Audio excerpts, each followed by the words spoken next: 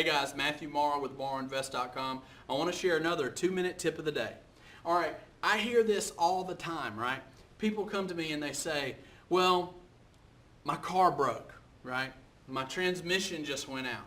And they want $1,500 to fix it. Oh man, let's put a sad face on here. They want $1,500 to fix it. And well, I don't have $1,500, so because it's not worth it to fix it, I don't know where this phrase came from and where it got into our heads, but they'll say, well, you know, it's not worth it to fix it. And I'll say, well, why is it not worth it? And they'll say, well, because I can't resell it for, you know, what I'm going to put in it.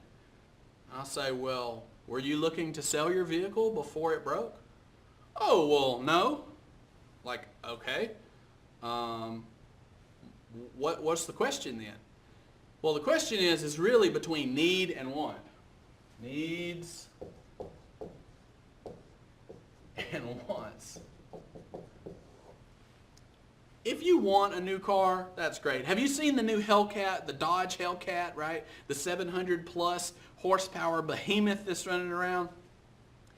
Well, you know, I need a good family car to get to work. You do not need 700 horsepower, all right? That is a complete want. I want, all right? So let's get back to our example. So the repairman's telling you it's $1,500 to repair your transmission. And what do people say? Well, you know, it's not worth it to fix it. And you know, I don't have $1,500. Well, first, you really need to have no debt and you need to have money saved for, and we'll talk about that in a later video about dealing with adversity. But right now, you got this $1,500 bill that you can't pay, right? So what do people do?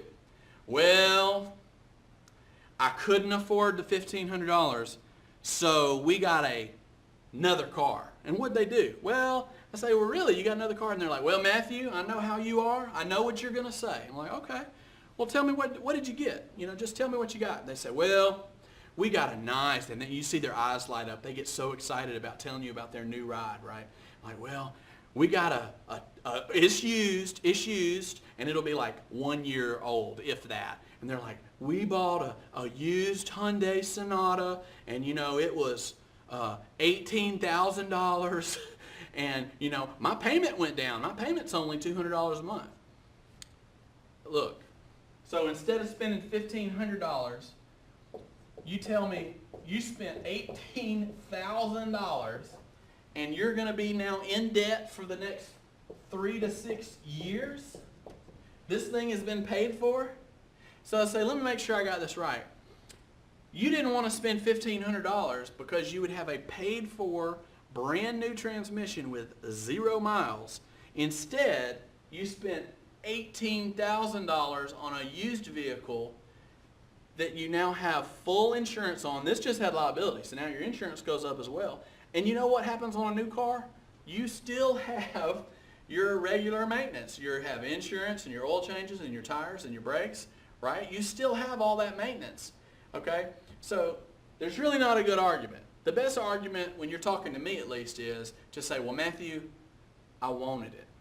I wanted it. Say, oh, well, if you wanted it, you can get it. I have no problem with somebody saying, yeah, I got that new Mustang GT. I'm like, man, that's really nice. You're like, yeah, I needed a good car. No, you might not have needed a Mustang GT. You might have wanted that GT, right? So this is just some of the things that successful people do. You might think they're always driving a Porsche or Ferrari, right? The average millionaire is not driving that. In fact, the guy that's flashing the most cash probably doesn't have much to his name. Hope this has blessed you today. Hope you guys have a great day.